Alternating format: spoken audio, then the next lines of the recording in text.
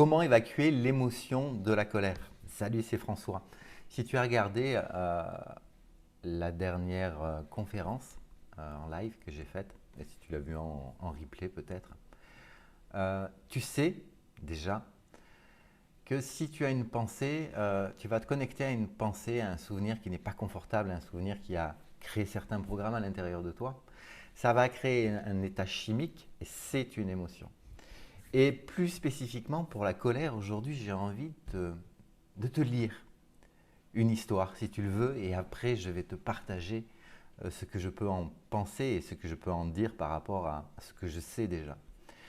C'est l'histoire des deux loups. Les deux loups. Un homme âgé dit à son petit-fils, venu le voir, très en colère contre un ami qui s'était montré injuste envers lui, « Laisse-moi te raconter une histoire. Il m'arrive aussi, parfois, de ressentir de la haine contre ceux qui se conduisent mal et n'en éprouvent aucun regret. Mais la haine t'épuise et ne blesse pas ton ennemi. C'est comme avaler du poison et désirer que ton ennemi en meure. J'ai souvent combattu ces sentiments, moi aussi. » Il continua. « C'est comme si j'avais deux loups à l'intérieur de moi. Le premier est bon et ne me fait aucun tort. Il vit en harmonie avec tout ce qui l'entoure et ne s'offense pas lorsqu'il n'y a pas lieu de s'offenser. Il combat uniquement lorsque c'est juste de le faire et il le fait de manière juste. Mais l'autre loup, aïe aïe aïe, il est plein de colère. La plus petite chose le précipite dans ses accès de rage. Il se bat contre n'importe qui, tout le temps, sans raison. Il n'est pas capable de penser parce que sa colère et sa haine sont immenses. Il est désespérément en colère et pourtant sa colère ne change rien. Il est parfois difficile de vivre avec ces deux loups à l'intérieur de moi parce que tous les deux veulent dominer mon esprit. » Le garçon regarda attentivement son grand-père dans les yeux et demanda « Lequel des deux loups l'emporte, grand-père ?» Le grand-père sourit et répondit doucement « Celui que je nourris. » Quelle est la morale de ce conte? C'est que les pensées, et je reviens encore une fois aux pensées parce que c'est une des premières choses, un des premiers travaux à mettre en place d'une manière pertinente, c'est quand je te disais tout à l'heure que tu vas te connecter un souvenir à une pensée qui va entraîner un état chimique qui va être une émotion, et là l'émotion de la colère.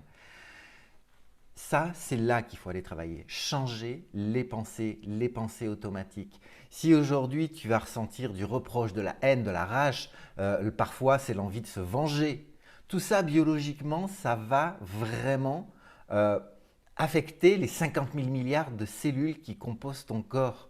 Et toute la biologie, tout le stress, tout le cortisol qui est là, vont te laisser, dans ce que j'avais décrit dans la conférence, c'est comme une boule de neige, comme un cercle, et tu vas tourner dans ce cercle. Et à un moment donné, si tu décides de changer, c'est qu'il est nécessaire ou que la boule de neige explose ou de casser ce cercle.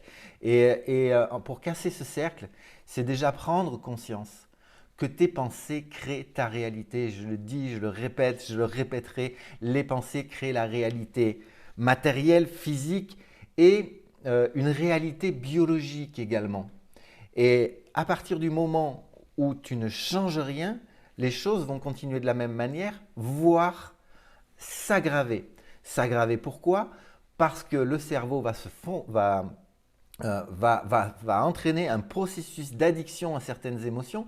Et si tu ne travailles pas sur les raisons qui génèrent par exemple cette colère, en fait, il va y avoir une habituation et tu vas avoir besoin de rechercher ton inconscient. Ce n'est pas toi consciemment évidemment qui volontairement, je vais me mettre en colère, j'ai envie de me mettre en colère, j'ai de la haine, j'ai de la rage, je suis frustré. Non, ce n'est pas toi, ce sont des processus automatiques. Simplement à partir du moment où tu prends conscience de ça et que tu sais, si tu me suis déjà, et si ce n'est pas encore le cas, abonne-toi juste dessous. Si tu sais ça, ça veut dire que tu es à un endroit où c'est le moment d'aller travailler, transformer certains souvenirs du passé qui sont implantés là et qui ont créé certaines expériences, ont créé des programmes qui deviennent des programmes automatiques. Et c'est réellement sortir de ce cercle vicieux de la colère, parce que je parle de la colère aujourd'hui, mais ça peut être de la frustration, ça peut être différentes émotions. Et je peux te dire que le jeu en vaut vraiment la chandelle. Première chose, peut-être, enfin jusqu'à ce soir, je vais laisser la conférence que j'avais fait sur l'intelligence du cœur ce soir parce que tu vas trouver des infos qui vont pouvoir déjà t'aider. Et si tu as besoin d'aide, tu me contactes, tu as un lien juste dessous, tu m'envoies un WhatsApp, tu m'envoies un mail, c'est OK et on peut prendre rendez-vous si tu ou va voir quelqu'un d'autre que moi, c'est OK. Va voir la personne où tu vas sentir que cette personne peut t'aider. Donc moi, un autre, mais va voir quelqu'un, fais-toi aider, ne reste pas seul. Si aujourd'hui tu as des réactions de colère qui sont récurrentes, si tu es connecté à des expériences du passé, si tu ne vis pas une vie qui est agréable, confortable au quotidien et que tu vis des émotions qui sont fortes et inconfortables, fais-toi aider. Si cette vidéo t'a plu, mets un pouce. Encore une fois, si tu n'es pas abonné, abonne-toi, tu recevras mes prochaines vidéos. Et tu peux également télécharger mon livre électronique que j'offre sur la dépendance affective, 45 conseils pour se sentir mieux. Belle journée. Ciao, ciao les amis.